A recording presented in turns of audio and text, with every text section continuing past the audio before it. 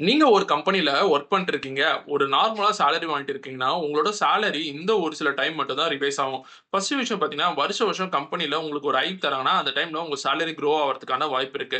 2வது விஷயம் பார்த்தீங்கன்னா, நீங்க வேற ஒரு கம்பெனில ஜாப் ஆப்பர்ச்சுனிட்டி கிடைச்சு போறீங்கன்னா, அப்போ உங்க சேலரி பயங்கரமா இன்கிரீஸ் ஆவறதுக்கான வாய்ப்பு இருக்கு.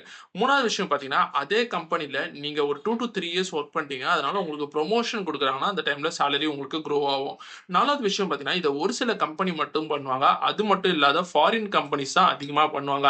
அதாவது என்னோட கம்பெனில வேலை செய்ற எம்ப்ளாயீஸ்க்கு இன்டர்னல் பேரிட்டி இஷ்யூ இருக்கு. அதனால சேலரி வந்து எல்லாருக்குமே நான் ஒரு நியர் பை கொண்டு வரேன் அப்படின்னு சொல்றதுனால, எல்லாருக்குமே சேலரிய கொஞ்சம் குரோ பண்ணி குடுப்பாங்க.